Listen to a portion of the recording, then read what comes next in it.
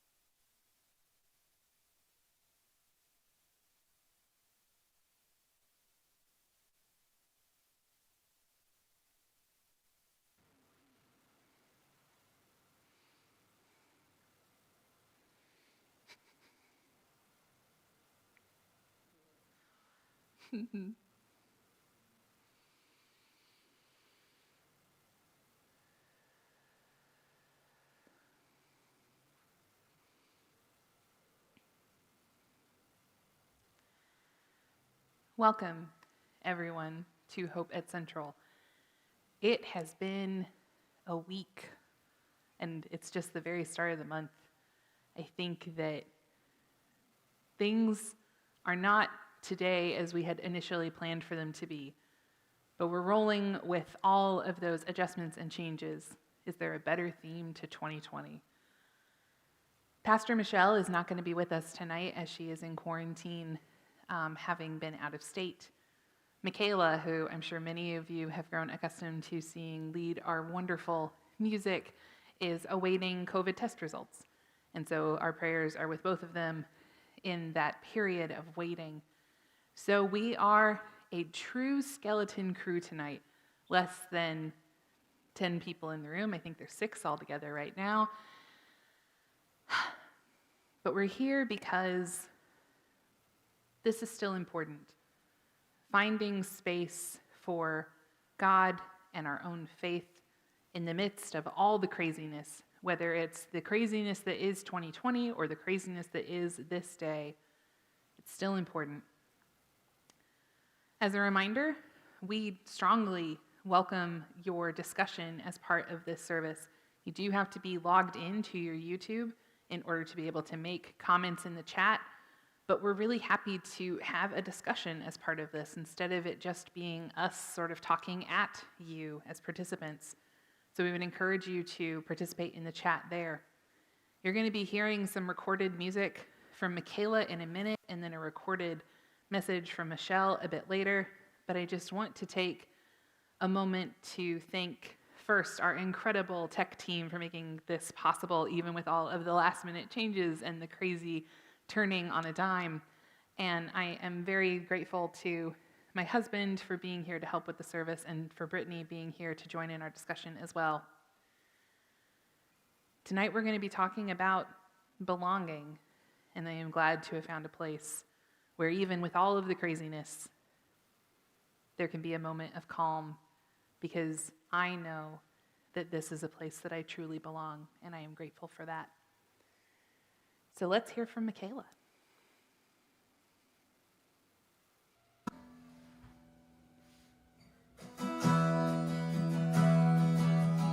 So much that I don't see, but I see you, but I see you. So much that I don't know, but I know you, but I know you. So much that I don't understand, but I see your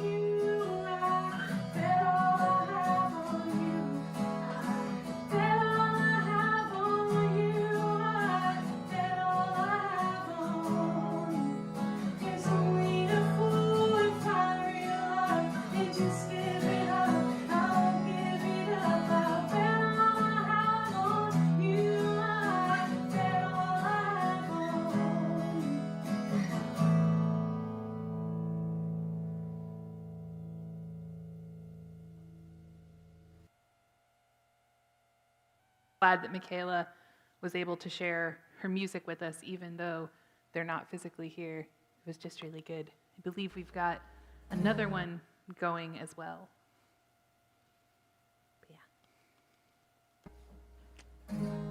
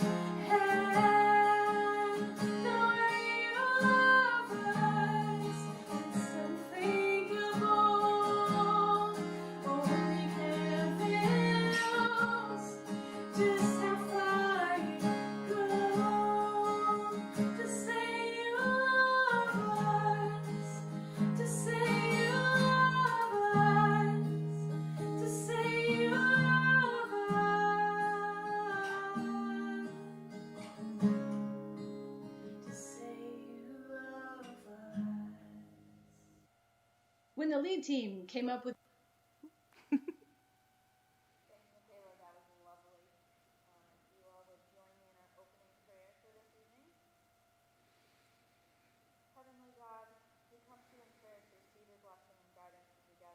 tonight. We ask that you show us how to conduct this conversation with the spirit of hope and authenticity in this difficult time. Fill us with your light so that we may walk in this world spreading your love and grace to others. Amen. Thank you, Brittany. So, as was alluded to a little while ago, we're going to be talking about belonging tonight. And just wanted to sort of take a moment to sort of introduce that topic and sort of how we landed on this topic, to maybe get some thoughts flowing for you as well who are watching this service, in order to maybe get some stuff going on the chat before we hear from Pastor Michelle. We had talked as a group, the Hope Core team, a few weeks ago. Initially, we were having a lot of conversations about, guilt and shame and sort of having a topic on that. And then Michaela actually brought in this bit from Brené Brown about how when trying to write a book about connections and interviewing all these people, what people more often were talking about were feeling disconnected and the feelings of guilt and shame that they had that told them that they didn't belong and that they weren't connected to certain communities. I'm sure that Michaela can share a little bit more about that in the chat, but for me, that really sort of started like this different track in my brain, thinking about the ways that I've been told that I do or don't belong in certain places and how that does tie to feelings of guilt and shame that I feel like I've either grown up with or sort of have absorbed from society or people. But for you guys, what did you think about this as a topic when we first got started? I don't know about when we first got started, but I was thinking about that just now, and I'm glad that we'd already done, was it last month or maybe the month before when we did on grace? Was that? It was just last month. It was just last month, all right. And I feel like it's not, that you sort of have that and then have this one after it. There's a sort of, maybe I don't know, it feels like a natural progression on some level that it's sort of just starting to click now. The way I'm thinking about it, so. I think with all that's going on in the world, I think this is what people are craving, is a sense of belonging. So I think it's coming along at couldn't be coming along at any better of a time to have this kind of discussion. So I think, like Tyler said, it's a good progression from one into the next, from grace into belonging. Okay. So I know Pastor Michelle, as I mentioned earlier, is currently in quarantine, and so she can't physically be here. But she did sort of prepare some stuff in advance. So we're going to hear from her now, and then from there we'll pick up our discussion. when the lead team came up with the idea of belonging as a theme, I thought, now what are we going to do with that? We've been talking about faith and grace and what it means to live in a response to the ways that the Spirit is nudging us. The lead team has had a lot of conversations over the last couple of years about the way that church has and has not nurtured people who are spiritually hungry and who come from all kinds of places and situations and experiences. And we got to talking about shame and guilt and the need to tackle that and how to tackle that, because it's huge. It's huge because guilt and shame and judgment are not what God is about, but what so often church and churchy people seem to be about. God is in the business of grace. We talked about that last month, if you want to go back and catch that video. God is in the business of grace. God is in the habit of welcoming, which means essentially that no matter who we are or where we come from or what we've done or not done, we belong to God and to God's grace and in God's love. We all know that experience of not belonging, not fitting in, not being at home. At least anyone who's been through 7th and 8th grade has. It's part of our developmental pattern as we grow into finding out who we are and where we fit in the big scheme of things. We want to belong, to fit in, and so often, especially in those awful years, we we often feel like we don't. And as we grow and as we fight that internal sense that we just don't belong, and maybe we win or maybe we lose that fight, we all do that in the middle of a culture that's more than willing to help us feel inadequate in all sorts of other ways. Race or class or sexual orientation or gender identity, they're all targets for small-minded and stone-hearted people to use as proof that we're inadequate. Past behavior, stupid mistakes, innocent accidents, times we were in the wrong place at the wrong time, times we really intentionally did the wrong thing, times we embraced evil. Every bit of ourselves, past, present, and future, seems to be game for those who want to create shame and guilt in order, to judge and to feel more worthy themselves, maybe. That kind of shaming and blaming always has a motive. There's always an end game in play. Too often, that's churchy people doing that work. People who think they're simply being good Christians, pointing out our flaws so we can repent from the sin of having them. How many times have we heard the voice in our head, either because the thought grew in our own heads or because somebody conveniently planted it there, wherever it came from? That voice says, if people knew the real you, they wouldn't love you, they'd turn away. Maggie mentioned this to me this week.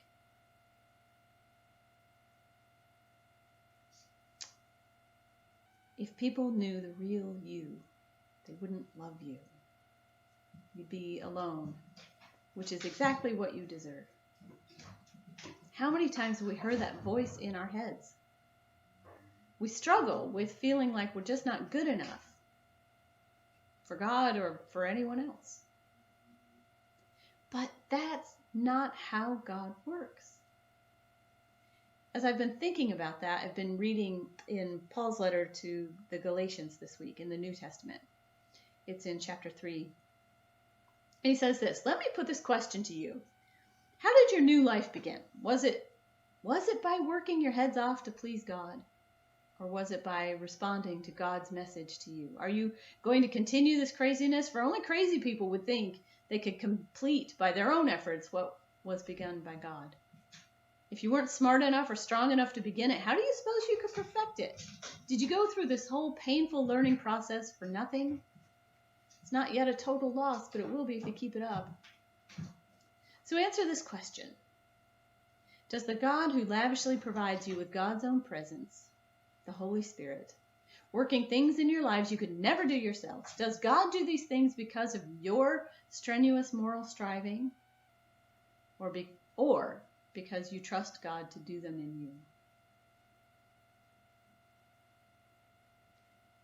For God, we're all people of worth. Intrinsically, we are by nature worthy of extravagant love and wasteful grace. There's no earning that worth. There's no losing that worth. If you read the Bible at all, you'll notice a whole bunch of screw-ups and truly broken people in it. People who end up being God's greatest prophets. People who said wrong things, did shameful things. People who look nothing like the perfection we think we need to be before God will even take a look at us. Moses was a murderer. King David was a murderer who also stole somebody's wife. Rank of kings of the Hebrews who lost their way, who forgot their God, who stole what wasn't theirs, who did the wrong things. And in the New Testament, Peter, who often made exactly the wrong decision at exactly the wrong time and ended up, in the end, denying Jesus, he was redeemed.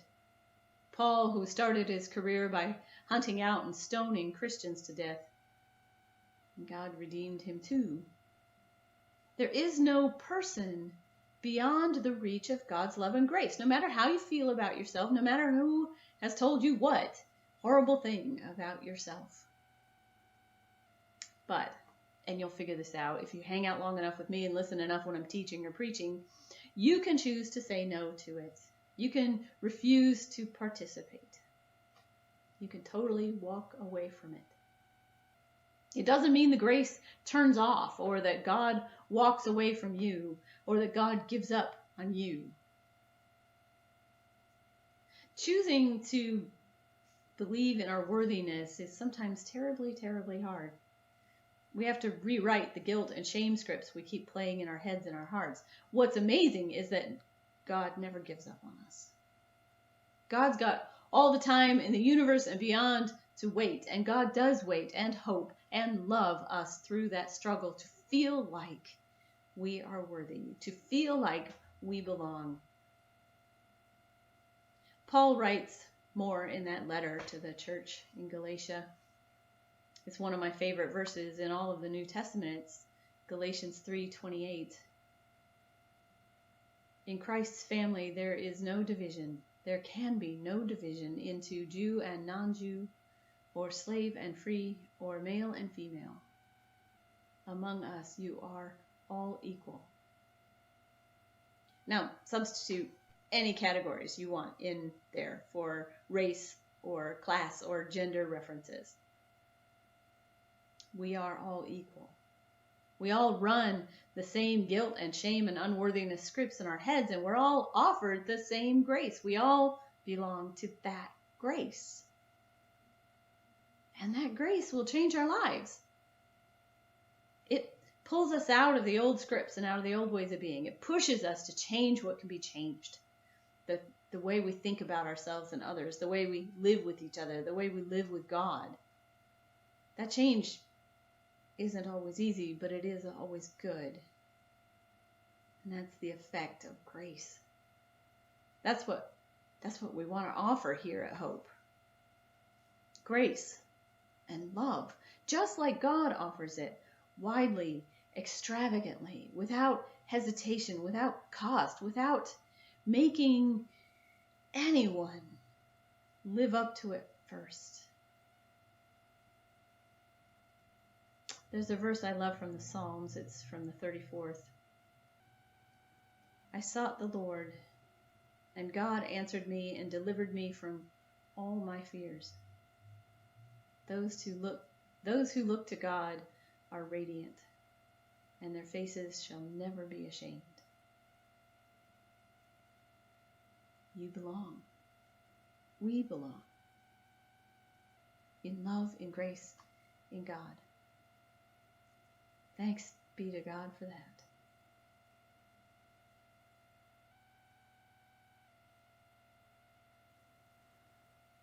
It's wild that even just hearing the words, you belong, sometimes can just sort of like hit you in such a way. I think there are things that we do to try to tell people that they belong, whether that's within the church or within a classroom or within some other context, but it just doesn't always, as was mentioned, sometimes it doesn't match the script that's going in your own head. And so that can be a little bit difficult to pull through. You said something actually while the sermon was going, when Michelle was talking about all the screw-ups in the Bible. Do you want to say that again? I said Judas 8:2. Mm-hmm. And Tyler and I in our small group talked about that this week also. He knew he was going to betray Jesus. Jesus knew that it was coming, and yet still gave him grace and allowed him to sit at the table and sit and eat. So Judas 8:2. Mm-hmm. So it just kind of goes to show you we belong, even though we may not feel like we belong, and we may feel ashamed at certain things, or put that up on ourselves, or feel guilty for things, or don't think that we're worthy of God's grace or forgiveness from Him or anyone else. But we do. And that's hard to see, and it's hard to register and keep that going with the script that's constantly playing in our heads. So sometimes it is nice just to hear those words, you belong. You guys, sounds like you had a really good discussion on the small group this week. You guys were talking specifically about guilt and shame, right? Is there anything from that you guys want to bring into this? Oh, Notes. Yes, I took notes. And actually, the one thing that I wrote is in the form of an SAT analogy. So bear with me. Bear with me. It's very So, good. and this Very is, good. and when you hear it, it's going to make what I was saying earlier about it felt natural that we had already done the discussion on grace and then go into this, because I was thinking about the sort of difference. Part of what we were doing is sort of working through the sort of differences between shame and guilt and these different things, and we were thinking about. So this is the SAT analogy, is that grace is to shame as forgiveness is to guilt. As in, sort of, they're both like, both sides are sort of like the bigger. So like grace and shame are sort of like the internalized, let's say, or the all-encompassing, the big ones, that really say about who you are as a person. So like grace tells you you absolutely belong, even if you're the person who, I know you're going to betray me, but you still belong. You know, I mean, I still thinking through that, where, you know, so that's sort of like that script, but like the antidote, you know, of the script you play in your head that says you don't belong. This is sort of the antidote of that, or something like that. Grace and shame, like Tyler said, is kind of being more those intrinsic or those internal things that we place upon ourselves, and looked at kind of forgiveness and guilt, or define them as things that generally come from external sources or other people, like we're asking for forgiveness, or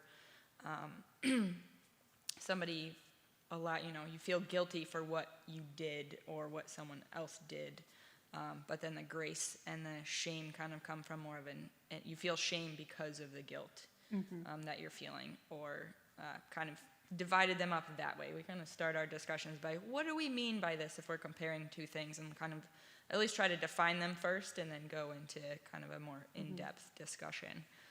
So that's where we kind of split it apart and thought that grace and shame came from more of an internal and intrinsic factors, and forgiveness and guilt come from kind of the outside, or an external force, external position. I think it was from the Brene Brown discussion again that we got that one definition that said, guilt tells me I did something bad, shame tells me I am bad, just sort of like at your core, kind of that non-redeemable internal voice sometimes. But yeah, I mean, we sort of ran into this last month where it was like, are we going to have a definition for grace when this is over? I don't know. But I definitely feel that way for this as well, where when we have these conversations about shame and guilt, some people use those words interchangeably. Some people view them as like just fundamentally different things. But however you're sort of viewing them in your own internal framework, those are still, I think, the factors that tell you that you don't belong somewhere, or that you can't be a part of something or some group or whatever. I know Michelle mentioned middle school, and like that makes a lot of sense. I think everybody has been through that and can sort of relate to that whole like not even knowing how you fit into your body as you're sort of going through all these changes and things like that. But, you know, I was thinking about, in preparation for all of this week, I've been trying to think about like, where are those spaces and those times that I've either been made to feel that I didn't belong, or that I was expressly told, like, no. And really, like, those earliest examples that I could think of were sort of around church situations. I mean, I think I've told the story to those of you who are in the room before, but when I was pretty young, they were like, what do you want to be when you grow up? And I was like, I'm going to be a pastor, just like my dad. And, you know, like, they sort of had to sit me down and be like, no, and here's why. And so sort of being like, you know, you don't belong in sort of that category, or, you know, oh, like, why can't this friend of mine come to church with us? And it's like, well, they have their own church, just because it was like a slightly different denomination, or maybe we were different races, and so like we worship differently, and just finding these really kind of arbitrary lines and saying like, nope, that's where the end is. Oh, you got it. Good job. Yeah, Nate is saying in the live stream that unfortunately many Christians are willing to feed our feelings of not belonging. And I would definitely agree with that. And it's incredible. I think, I've had a few conversations with Knud, who's in our tech booth, so I'm just motioning back there, where he's sort of said, like, I just don't understand why someone would do that or think that, because, like, obviously this is what the Bible says. Obviously this is the example of Jesus. And I think the first time that sort of came up, we were doing Shepherd's Supper or whatever, and there was this part of my brain that was like, oh my gosh, you're right. Like, it is so obvious. And so then you have to wonder where people are coming from. But I think that also gets back to that grace discussion of, like, I could make a lot of assumptions of what's going on in your heart and mind because you say these things or you exclude these people or whatever, but I have no idea. What's happening? Exactly, yeah. And Jesus doesn't tell me to do that. Jesus tells me to give you grace, Right. even if we just totally disagree.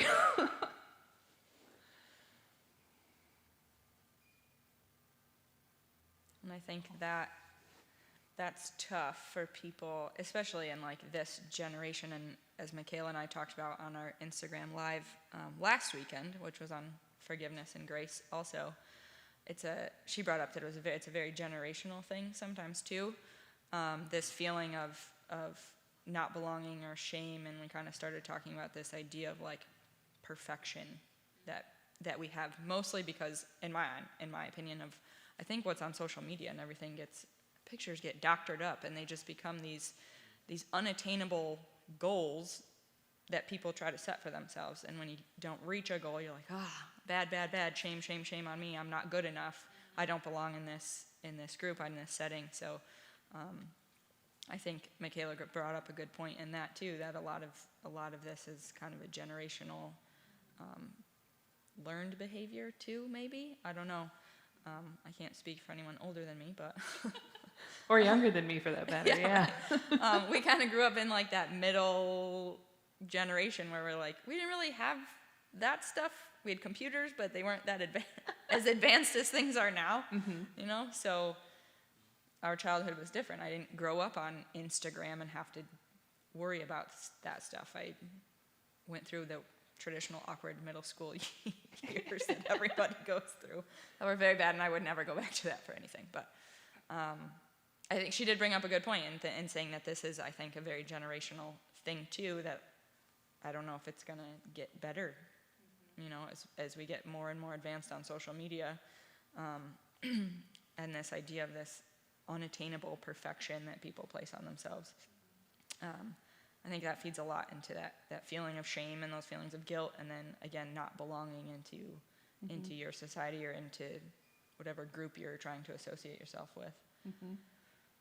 It was interesting too, because I remember part of that discussion last weekend, and something that we've talked about before is that it seems like especially people of our generation are very willing to sort of extend grace to others, but then you do expect that perfection of yourself. I know Michaela had talked about there's a term for it, some kind of exceptionalism. Now I don't remember. I'm sure she'll put it in the chat. But I know.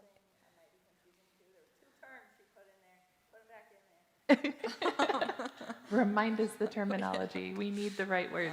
And I need to just write it down, because every time she says it, I'm like, that's what it is. Or every time they say it, I'm like, that's what it is. It's interesting though too, I was kind of talking to Tyler on the drive out here about, there's a lot of conversation too around like home and family that I think that is different in our generation than people who I know and I talk to that are a bit older than me, younger than me too, but for different reasons. And there's a little, thank you, yep, personal exceptionalism. And so, I remember being told much of my life, home is like your nuclear family, and like they are your family, and if you're with them, you can be yourself, everything should be fine. Home is this place where, whatever. I don't know if it's a trend up here, but down south, there's this huge trend to have like these giant like wooden signs in your house that's like, in this house, like we do these things, and they're all very positive. But I know for myself, I love my family. I miss them terribly being so far away from them. But growing up, I would still have like these really intense feelings of like, I would be sitting in my room and thinking, I just want to go home. And I was like, this doesn't make any sense. And sort of realizing that, within my home, there was sort of an expectation of like, this is the role you play, like as daughter or as a pastor's kid or, the oldest sibling, like whatever it might be. And it took a long time to sort of find a place where I didn't feel like I was having to sort of put that forward and I could just let the walls down and really belong.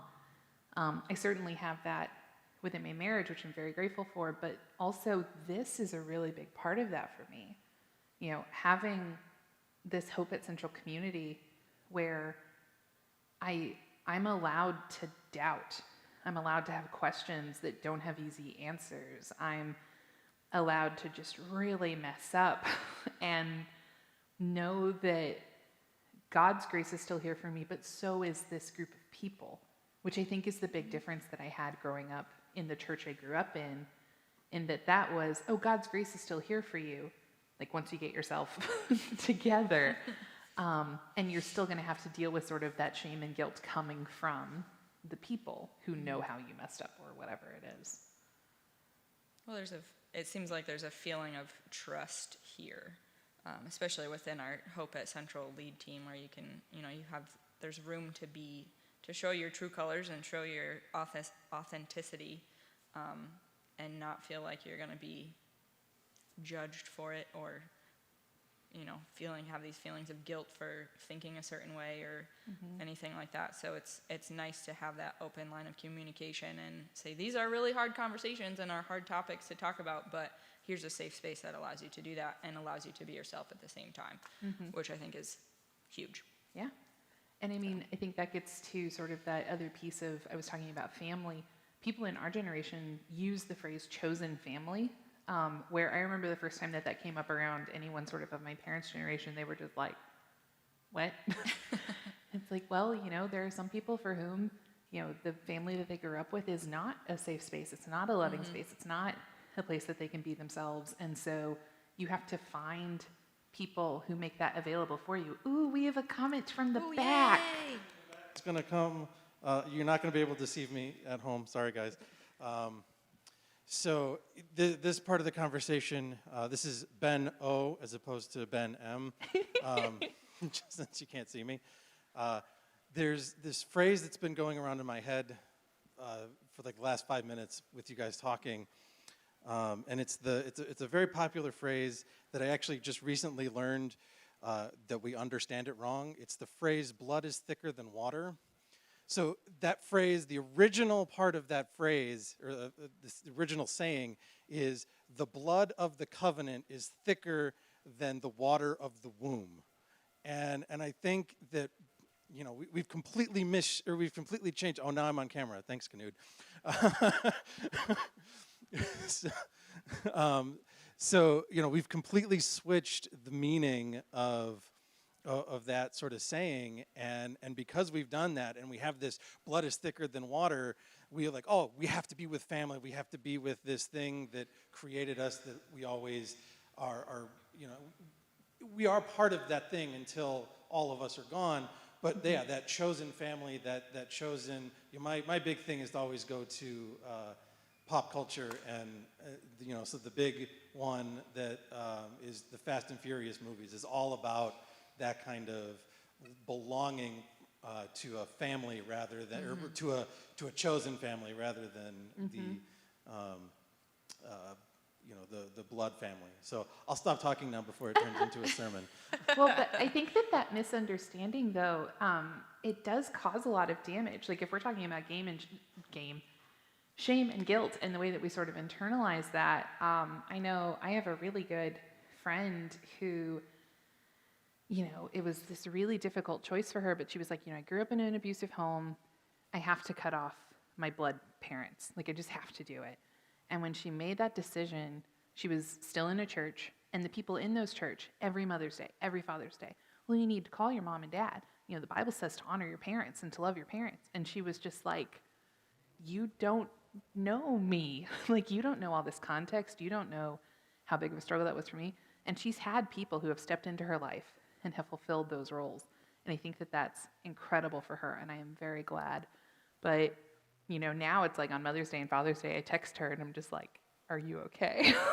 Because misunderstanding that phrase and sort of getting this idea that, like, nope, like, your biological family, like, they're your people. And and for some people they are, and that's wonderful. A lot of people, their biological family is a safe place to be, but there's always outliers, and it's not always the case for everyone. Exactly. Yeah.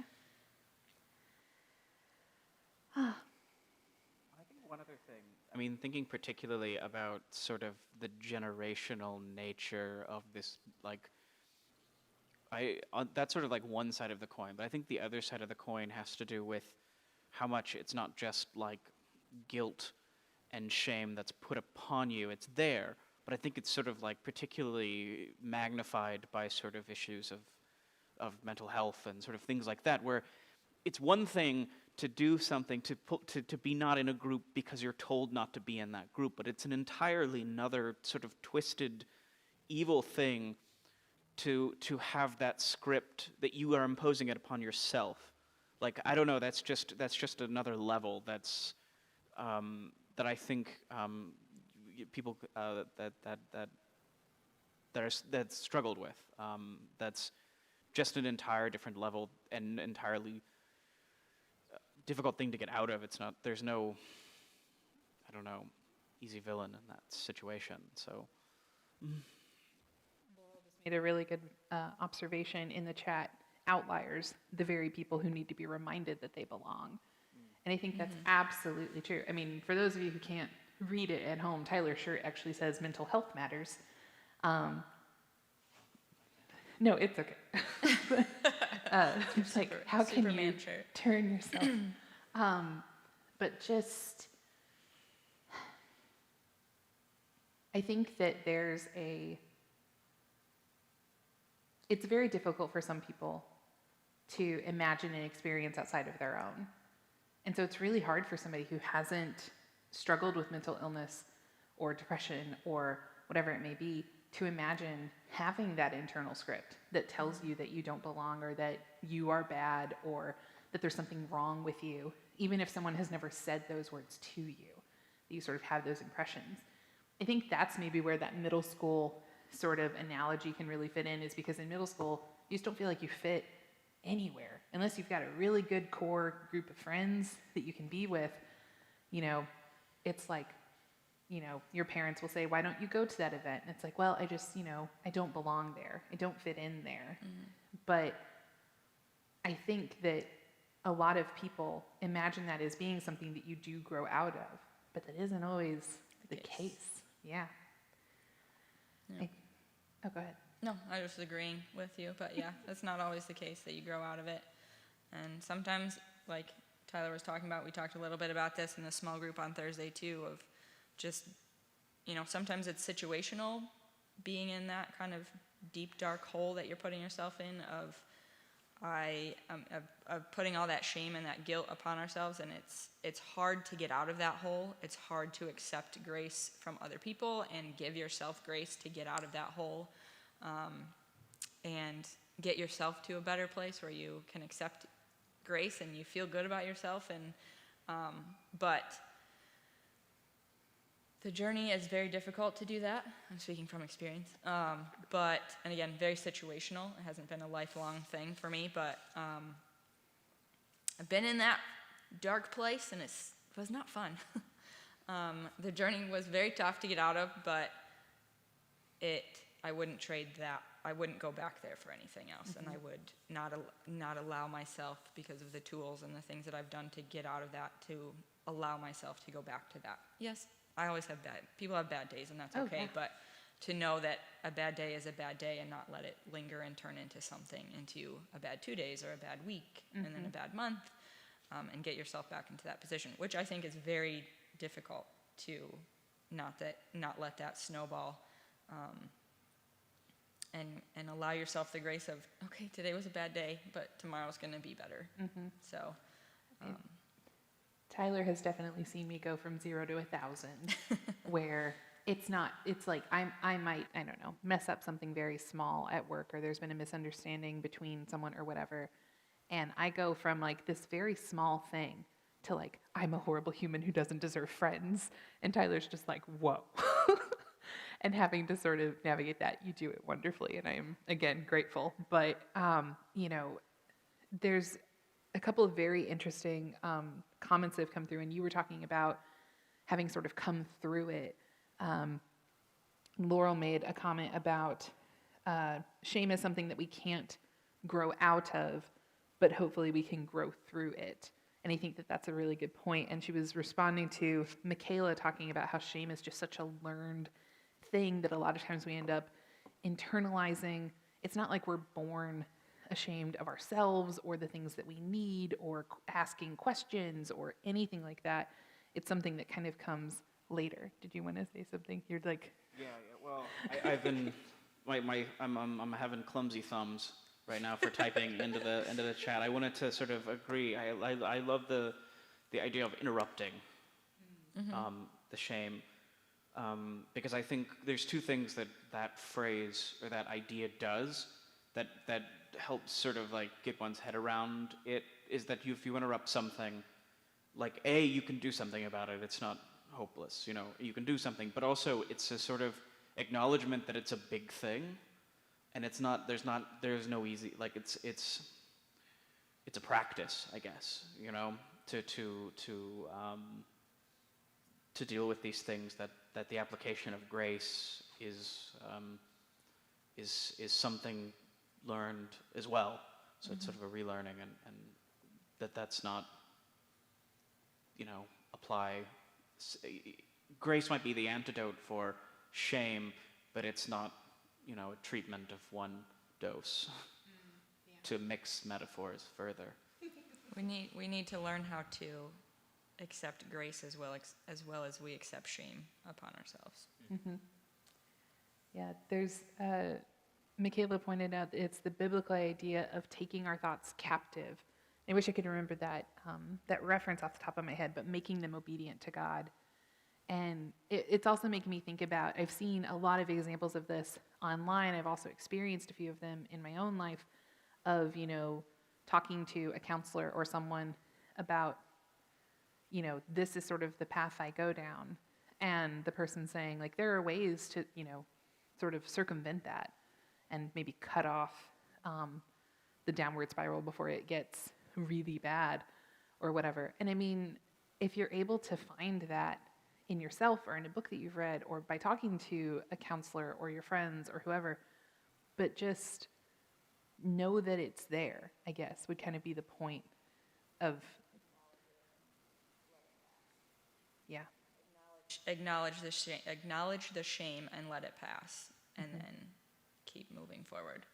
I mean, the same thing can be said for grace. Acknowledge the grace, don't let it be the thing that brings you joy and brings you light. That has to come from within. But acknowledge the grace and know that you are just as deserving of grace as anything else, and you belong. I think that's a wonderful point to sort of pivot on, to sort of finishing up. We've talked about some pretty big stuff today, whether it's big in terms of just the effects for the number of people that it affects, or just big within our own lives. And so as we prepare for Michaela's next song, I think just sitting in that for a minute will be good. And then from there, we'll get into some more announcements and other things, but let's just take a moment to be in that music.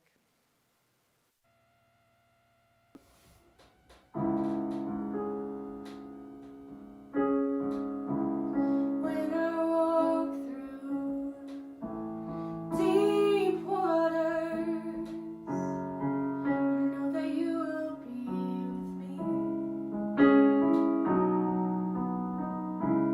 When I'm standing in the fire,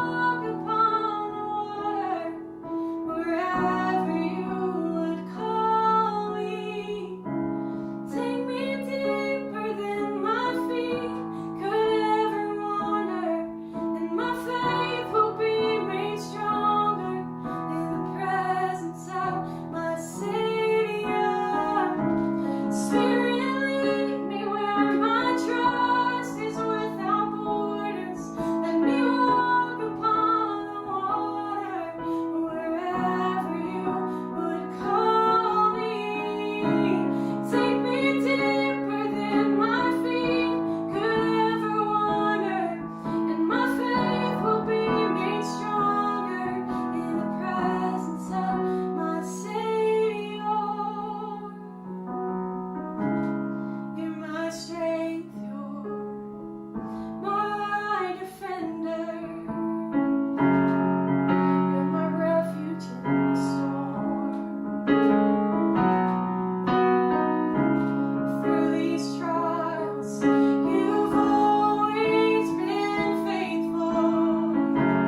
You bring healing to my soul. Oh, I am not alone. No, I am not alone. You will go before me. You will never leave me. I am not alone. No, I am not alone. You will go before me. You will never leave me. You will go before me. You'll never leave me.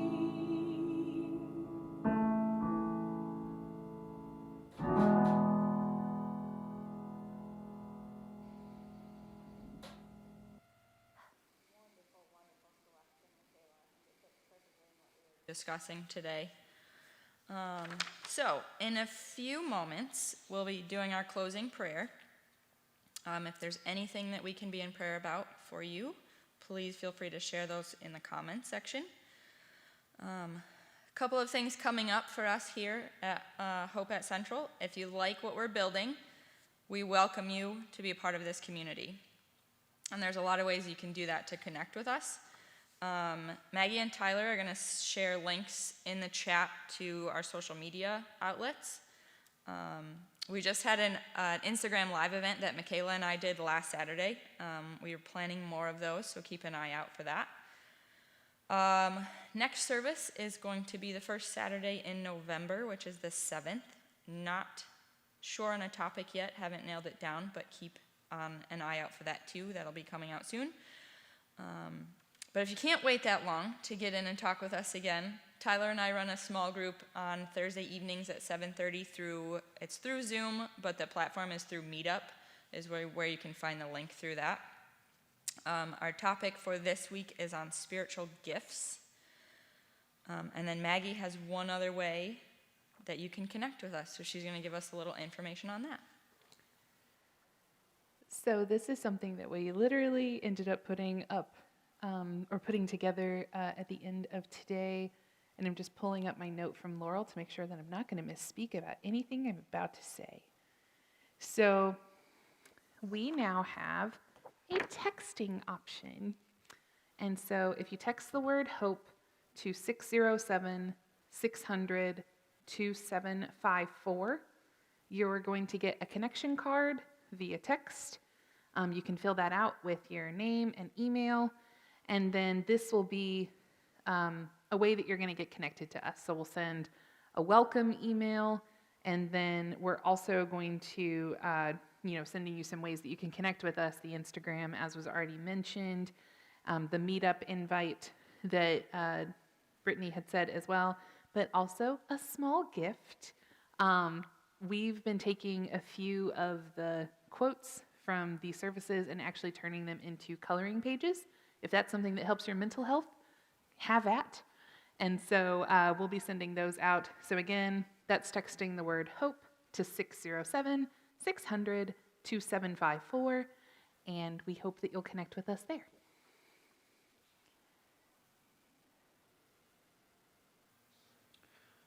Good. Sorry, clicking a last thing. That brings us to what I want to talk about now is that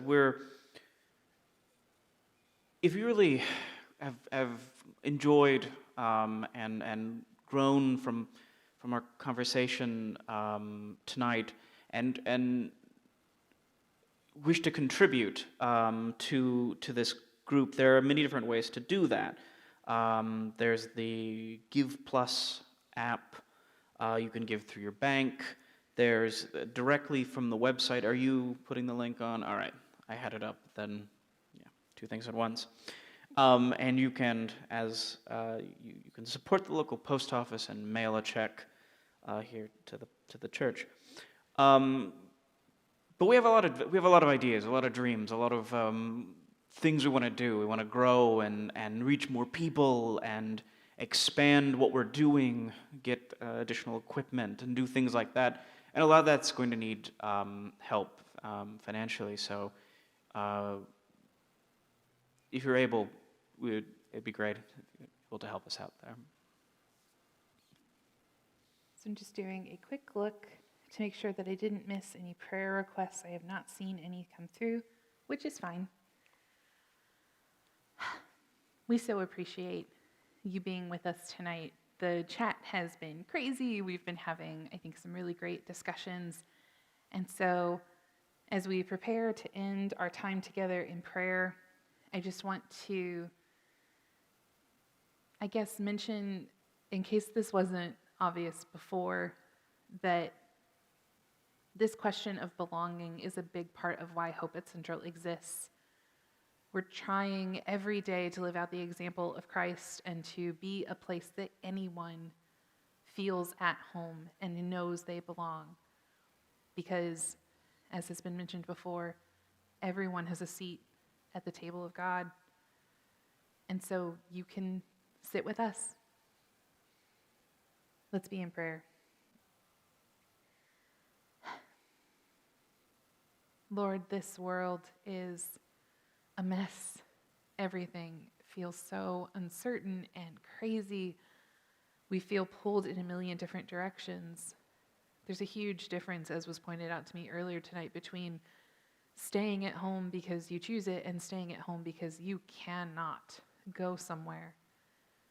We are separated physically from people that we love. We are pulled in a million different directions by our jobs and our families and our own mental health needs.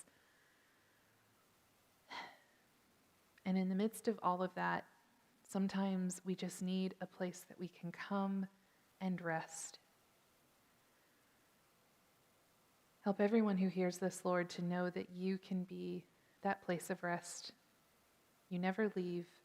You never pull away. You're never ashamed of us. You love us. No matter who we are, no matter where we come from or what we do or have done, you're still there. Help us to really believe that at our core and to turn toward you. And if Hope at Central can open that door, God, we are honored to do so. Be with us as we go from this place into a world that is wild and uncertain. Be with this community that we live in. Help those who are sick. Help those who are in quarantine.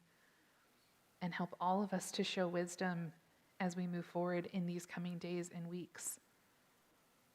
Help us to stay well in our bodies, but also our minds and our spirits, Lord, until we come together again. Amen.